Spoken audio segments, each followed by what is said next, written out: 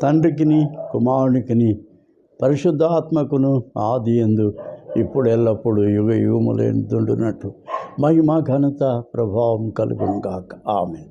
ప్రియేసు ప్రభువా, వాక్యము నీది, మాట్లాడువాడవు నీవు.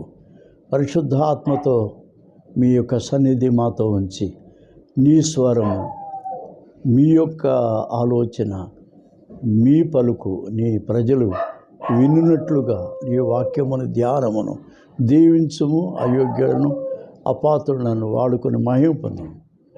నీ బిడ్డలపై మీ సన్నిధి ఉంచి కాపాడుమని దీవించుము. యేసునామమున అడుగుచున్నాను తండ్రి, ఆమేన్. ఈ దినం ప్రత్యేకమైన అంశంలోకి వెళ్తున్నాం. అది ఏంటంటే, పరిశుద్ధాత్మ దేవుడు నాకు బయలుపరిచిన ఒక అమూల్య సత్యం ఏంటంటే, వేరుపరచుట అనేది ఈ దినపు వాక్య బోధన అంశం. ఈ మొదటి అధ్యాయం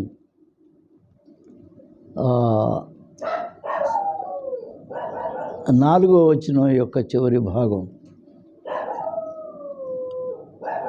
దేవుడు వెలుగును చీకటిని వేరుపరచెను. దేవుడు వెలుగును చీకటిని వేరుపరచెను. ఈ దినం మనం ముఖ్యంగా చూసే అంశం, ఈ విషయం ఏంటంటే, ఈ సృష్టిలో దేవుడు కొన్నిటిని వేరుపరుస్తూ ఉన్నాడు. మొట్టమొదట ఆయన వేరుపరిచింది ఏది అంటే, వెలుగు చీకటి వీటిని వేరు చేశాడు. ఇది ఈ బైబిల్ గ్రంథంలో ఉండే ముఖ్యమైన అంశం. దేవుడు వేరుపరచుట, తనకు ఇష్టమైన దాన్ని దేవుడు ప్రత్యేకించుకుంటాడు. తనకు అయిష్టమైనది, తన చిత్తమునకు దూరమైంది, వ్యతిరేకమైన దాన్ని దేవుడు దాన్ని వేరు చేసి దూరంగా ఉంచుతాడు. అంచేత దేవుడు వెలుగును చీకటిని వేరుపరిచెను. వెలుగు ఎప్పుడైతే ఉంటుందో చీకటి ఆటోమేటిక్గా అది ఉండదు. ఇక దాని ఎగ్జిస్టెన్స్ ఉండదు. అది వేరే అయిపోద్ది, పారిపోద్ది. It will run away. వెలుగు లేకపోతే చీకటి ఆక్రమించేస్తుంది ఆ చోట అంతా. అంచేత దేవుడు వెలుగును ఆయన ఎప్పుడు కూడా ఆయన దాన్ని తన సృష్టిలో అది మంచిది గనుక దాన్ని ఆయన ఉంచుతాడు. ఈ యెషయా గ్రంథం 45వ అధ్యాయం, యెషయా గ్రంథం 45వ అధ్యాయంలో ఒక వచనాన్ని దేవుడు చూపించాడు నాకు ఈ ఉదయం.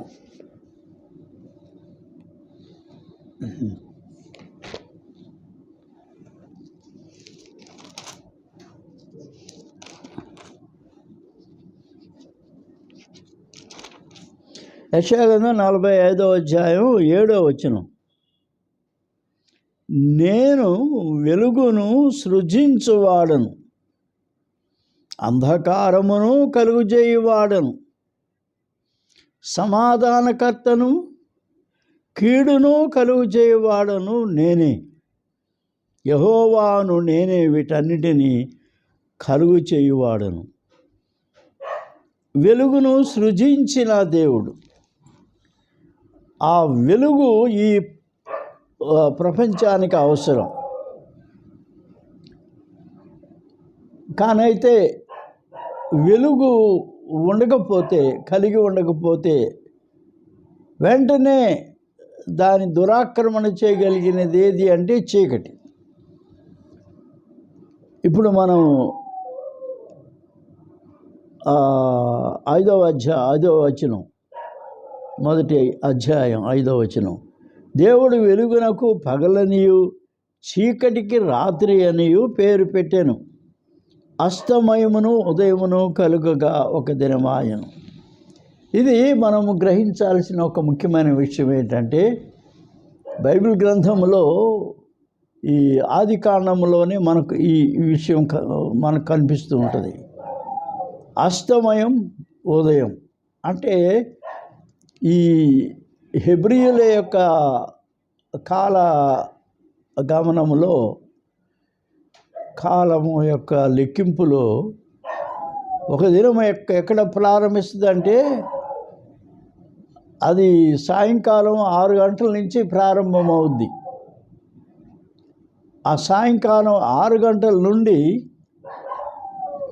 అది ఆ రాత్రంతా అవుద్ది, ఉదయం అవుద్ది.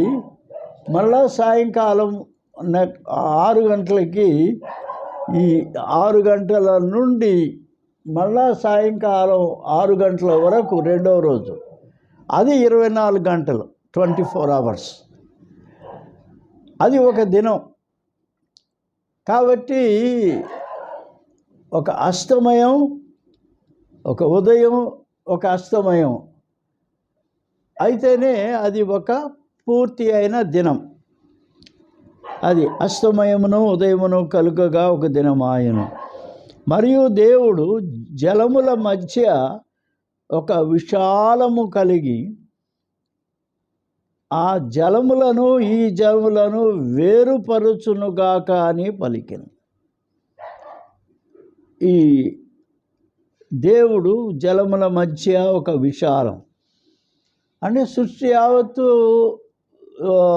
దేనితో నింపబడి ఉన్నది అంటే జలముల చేత నింపబడి ఉంది. Water surrounded the whole of creation. ఈ సర్వ భూమి యావత్తు కూడా జలము చేత ఆవరించబడి ఉంది. అంచేత ఈ జలములను వేరు చేసేవాడు దేవుడే. అంచేత జలములు 2 రకాలుగా ఉన్నాయి. ఒకటి మామూలుగా H2O, ఈ జలం ఇక్కడ ఉంది. ఈ జలము పైన ఇంకా జలం ఉంది. ఆ జలం ఎక్కడ ఉందంటే ఒక ఆవిరి రూపములో ఉంది. ఈ ఆవిరి మేఘము రూపములో ఉంది. జలమే అది.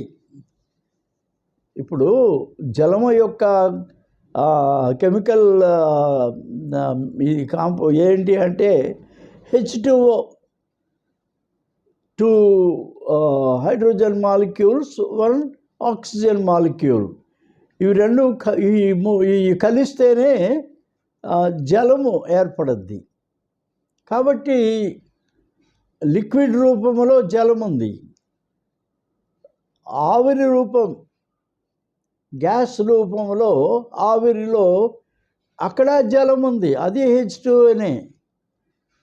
సాలిడ్ ఐస్ గడ్డ ఉంది. ఐస్ గడ్డలో కూడా H2O, ఎందుకంటే అది కూడా జలమే. కాబట్టి జలము 3 రూపాలుగా మనకు కనిపిస్తూ ఉంది. ఒకటి మంచు పర్వతాలు ఉన్నాయి. ఆ మంచు పర్వతాల్లో ఉండే మంచు గడ్డలు అదంతా కూడా H2O, జలమే. అది గడ్డగట్టుకుపోయిన జలం. తర్వాత లిక్విడ్గా ఉండే జలం, వేపర్గా ఉండే జలం. ఇలాగూ ఉన్న జలాన్ని దేవుడు ఏం చేస్తున్నాడు?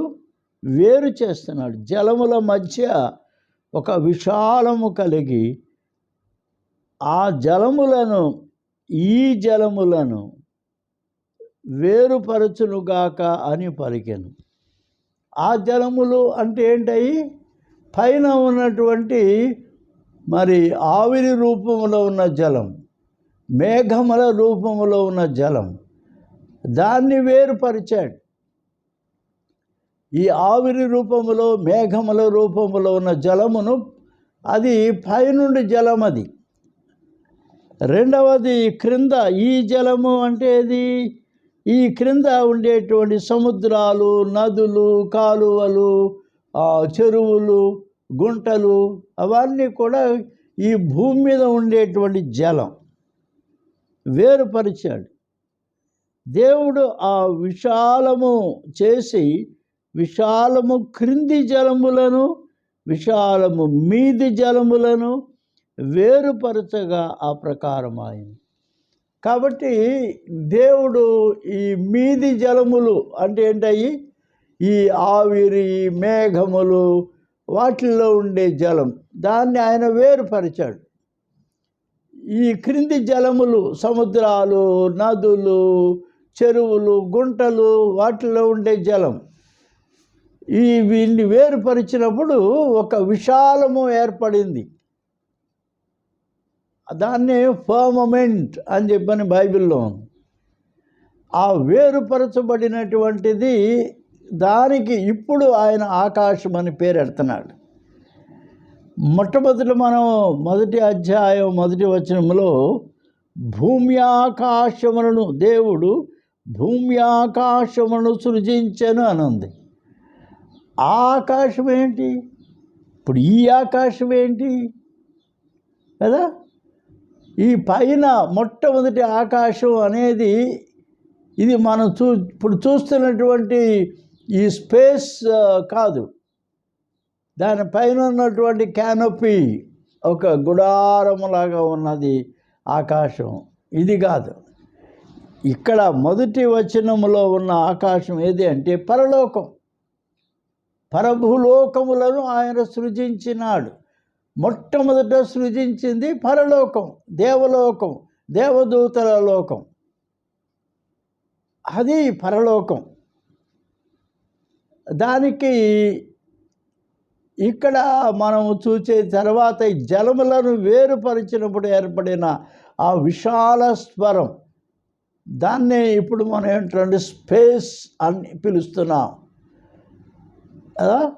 అనంత విశ్వం పైన ఉన్నటువంటి ఈ ఖాళీగా ఉన్నది మనకు ఒక టెంట్, ఒక గుడారము యొక్క క్యానపీ అంటే దాని యొక్క పైకప్పు. ఈ మహావిశ్వం అంతటి పైన ఒక పైకప్పు ఉంది. అది ఆ విశాల స్థలం. ఆ విశాల స్థలము లోనే ఈ కోట్ల కొలది గ్రహములు, ఆ గ్రహముల యొక్క కూటములు, గ్యాలక్సీస్ అంటారు వాటిని. రకరకాల గ్యాలక్సీస్, పాలపుంత అంటారు, మిల్కీవే అంటారు, స్పైరల్ నెబ్యులా అంటారు. రకరకాలైనటువంటి ఈ యొక్క స్పేస్ బాడీస్ అన్నీ ఈ యొక్క పైన ఉన్నటువంటి విశాల స్థలములో ఉన్నాయి. ఆ విశాల స్థలముకి పైన అట్మాస్ఫియర్ ఉంది, స్ట్రాటోస్ఫియర్ ఉంది, ఇంకా రకరకాలైన ఇవన్నీ కూడా ఉన్నాయి. 7 భాగాలుగా ఈ యొక్క స్పియర్స్ అన్నీ ఉన్నాయి. దీని అంతటి పైన ఉన్నటువంటిది పరలోకం. కాబట్టి ఇక్కడ మనం చూస్తున్న ఈ యొక్క జలముల మధ్య ఒక విశాలం, ఆ విశాలమే స్పేస్, ఫర్మమెంట్ అని చెప్పి అంటారు అనేది. జలములను ఈ జలములను వేరుపరచునుగా కని పలికెను. దేవుడు అవిశాలము చేసి విశాలము క్రింది జలములను విశాలము మీది జలములను వేరుపరచగా ప్రకారం ఆయను. దేవుడు ఆ విశాల స్థలమునకు ఆకాశము అని పేరు పెట్టాను. ఇది ఆకాశం, అసలైన ఆకాశం, మనం చూసే ఆకాశం. వాస్తవానికి ఆకాశానికి ఒక రంగు రూపే ఉండదు. ఎందుకంటే ఈ పైన మనం చూస్తుంటే ఉన్నటువంటి ఎన్నో రేణువులు, ఆ నీటి బిందువులు మనకు తెలుసు కదా. ఈ నీటి బిందువుల్లో ఏముందంటే ఇంద్రధనుస్సు రంగులు ఉంటాయి. విబ్జిఆర్ అని 7 కలర్స్ ఆఫ్ రెయిన్బో. ఆ రెయిన్బో కలర్స్ ఈ నీటి బిందువుల్లో ఉంటాయి. పైన ఉన్నటువంటి నీటి బిందువుల యొక్క కలర్స్ను బట్టి ఆకాశం మనకు బ్లూ రంగులో కనిపిస్తూ ఉంటుంది. ఈ మేఘములు అవి కొంచెం మబ్బు రంగులో మనకు కనిపిస్తూ ఉంటుంది. దీనంతటి కారణం ఏంటంటే ఈ రేణువులు, ఈ అనంత విశ్వములో ఉన్నటువంటి ఈ కొన్ని కొన్ని అణువులు నీటికి సంబంధించినటువంటి అణువులు, ఆ అణువుల యొక్క రంగును బట్టి మనకు ఆకాశం బ్లూగా కనిపిస్తుంది. ఎత్తైన స్థలము అది ఆకాశము. అస్తమయము ఉదయము కలుగగా రెండవ దినము ఆయను.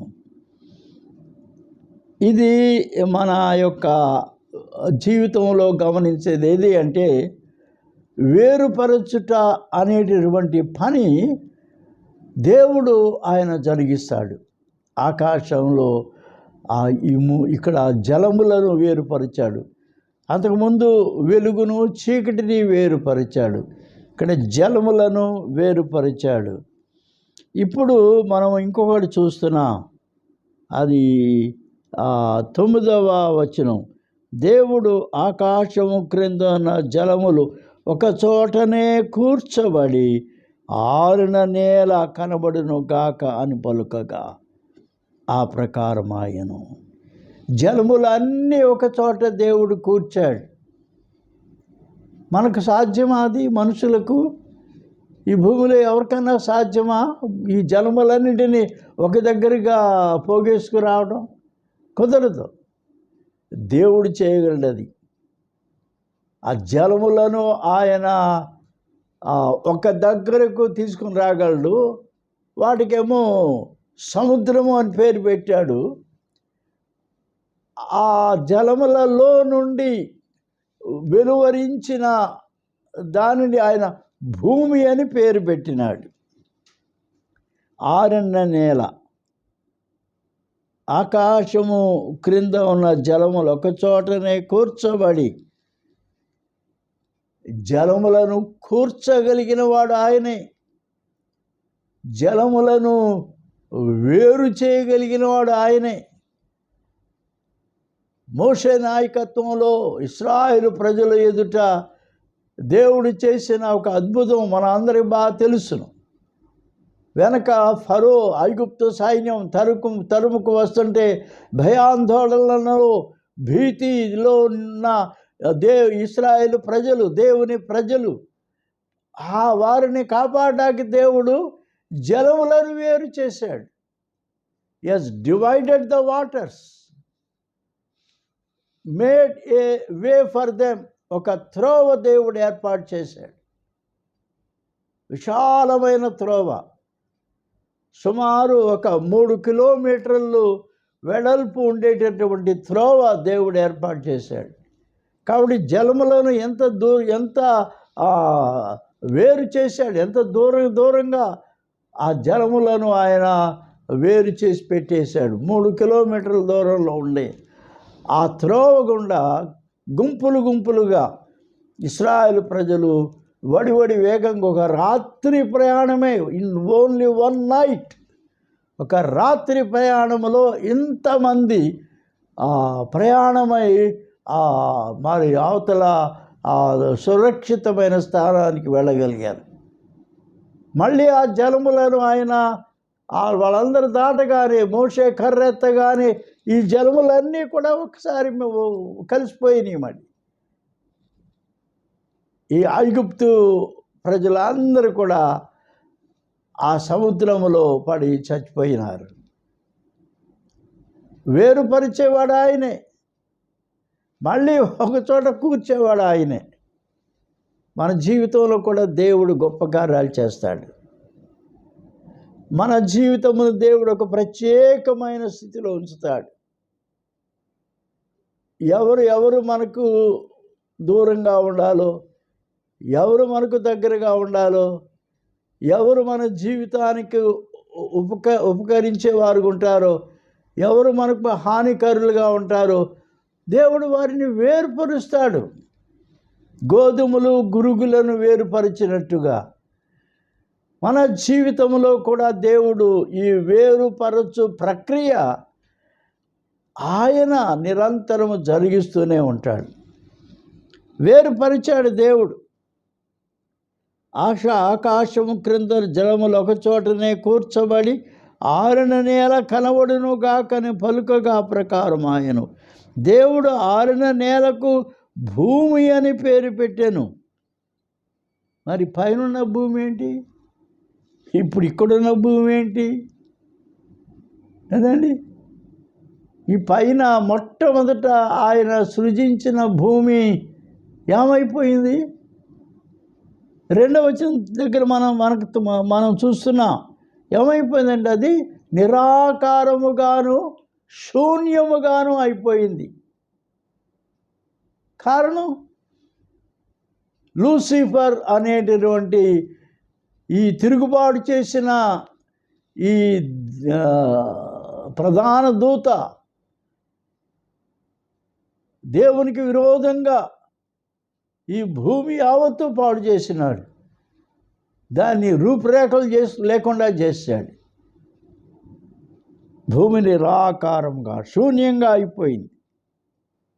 కాబట్టి మళ్ళీ దేవుడు ఒక చక్కటి భూమిని ఏర్పాటు చేస్తున్నాడు. ఇప్పుడు ఇక్కడ ఈ భూమి ఎక్కడి నుంచి? ఇది ఈ యొక్క మహాజలములన్నిటిలో నుండి వేరుపరిచి ఆ జలములను ఆయన సముద్రము అని వాటిని వేరుపరిచి, మనకు తెలుసు ఈ భూగోళంలో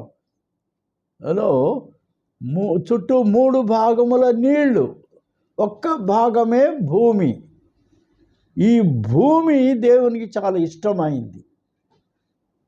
ఎందుకనంటే ఈ భూమి మీదకు దేవుడు దిగిరాబోతున్నాడు నరుడుగా, నరావతారములో. యేసు ప్రభు అయిన నజరేయుడని యేసు క్రీస్తు అనే నామధారుడిగా దేవుడు దిగిరాబోతున్నాడు. ఈ భూమి ఆయనకు చాలా ఇష్టమైంది. ఈ భూమిని ఆయన ప్రేమిస్తున్నాడు. ఈ భూమిలో ఉన్నటువంటి నన్ను ఆయన ప్రేమిస్తున్నాడు. కాబట్టి దేవుడు లోకముని ఎంతో ప్రేమించెను అంటే దానికి కావలసింది ఈ భూమి. ఈ ఆరిన నేలను భూమి అని పేరు పెట్టాను. జలరాశికి ఆయన సముద్రం అని పేరు పెట్టాను. అది మంచిదని దేవుడు చూచెను. దేవుని యొక్క చూపు చాలా మంచిది. దేవుని వ్యక్తిత్వం చాలా మంచిది. దేవుని యొక్క హృదయం మంచిది. దేవుని యొక్క మనస్సు మంచిది. దేవుని ఆలోచనలు మంచి. దేవుడు మంచి దేవుడు. God is a good God.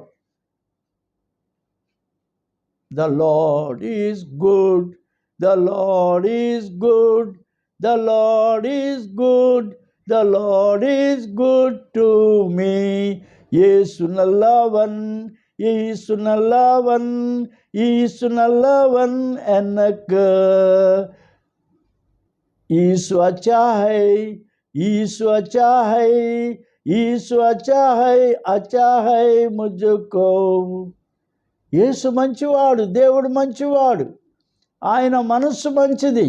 ఆయన హృదయం మంచిది. ఆయన ఆలోచనలు మంచి. ఆయన తలంపులు మంచి. ఆయన చేతలు మంచివి. పనులన్నీ మంచివే. కనుక దేవుడు ప్రతి వస్తువులో కూడా ఆయన మంచిది అని చూస్తాడు. దేవుడు ఆయన నన్ను కూడా మంచివారుగా ఉండేటట్లుగానే ఆయన ఉండాలని కోరుతూ ఉన్నాడు కదా. యోహాను సువార్తలో మనం ఒక మాట చూస్తాం. యేసును గూర్చి నతనయేలుతో చెప్తాడు ఫిలిప్ అనే శిష్యుడు.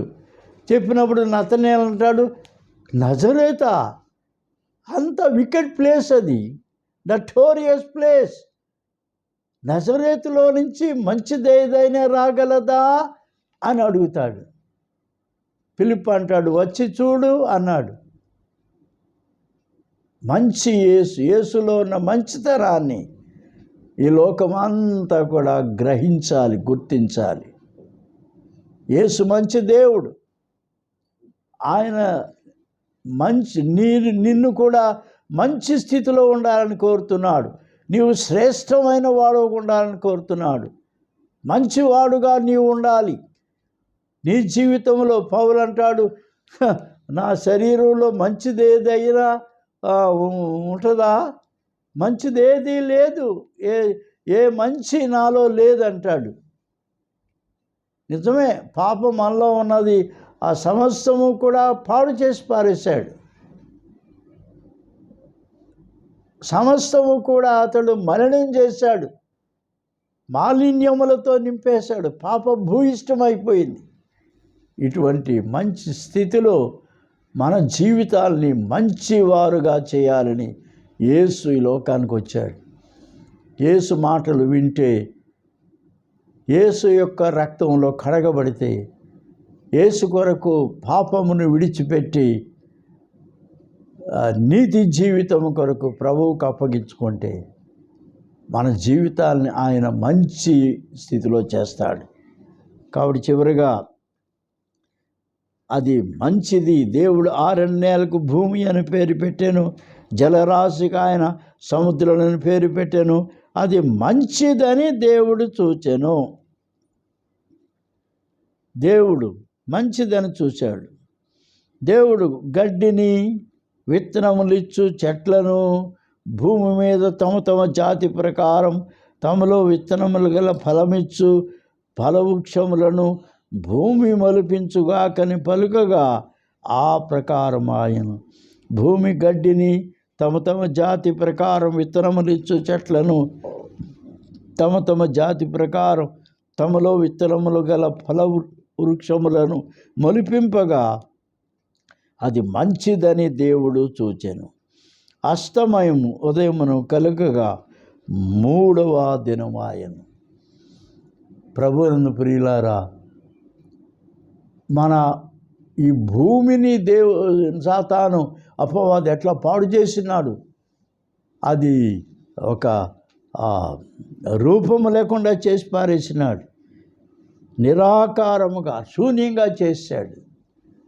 కానీ అటువంటి దాని నుండి దేవుడు భూమిని, ఈ జలములను వేరుపరచి, ఈ జలములను ఒక చోట కూర్చి భూమిని ఆయన ఏర్పాటు చేసి, ఈ భూమిలో ఆయన చాలా శ్రేష్టమైన ఫలవృక్షములు, మంచి చెట్లు, విత్తనములిచ్చు అనేక రకములైన చెట్లను దేవుడు ఉడిపించాడు. అది మంచిదని దేవుడు చూచాడు.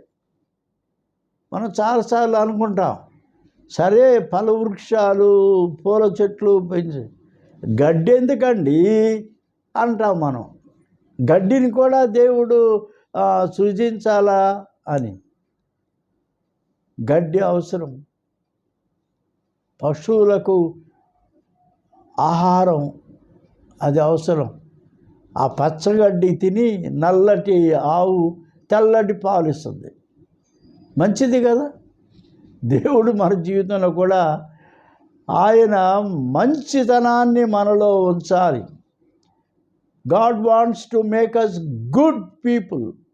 Goodness is the work of the holy spirit కదా. ఆత్మఫలమేమనగా మంచితనము, నీతి, సత్యము. The fruit of the spirit is goodness. దేవుని ఆత్మ ద్వారా మనము మంచితనమును కలిగి ఉండాలి. మంచి స్వభావం, మంచి ఆలోచనలు, మంచి తలంపులు, ఇతరులకు మంచి చేసేటటువంటి మంచి బుద్ధి దేవుడు మనకు అనుగ్రహించునుగాక. ఆమేన్. మా దేవా, మా ప్రభువా, ఈ ఉదయకాల వాక్య ధ్యానమును బట్టి మీ దివ్యనామకి స్తోత్రములు. మాతో మాట్లాడినందుకు వందనములు. శ్రేష్టమైన మంచి జీవితం మాలో ఉండాలి ప్రభువా. మీ ఆత్మ ద్వారా నాయనా మీరు మాలో మంచి జీవితం, మంచి లక్షణాలు, మంచి గుణగణాలు, మంచి ఆలోచనలు, మేము ఇతరులకు మంచి చేయగలిగిన వారం ఉండేటట్లుగా కృపచూపము. ఈ వాక్యమును ధ్యానమును దీవించము. యేసు నామమున అడుగుచున్నాను తండ్రి. ఆమేన్.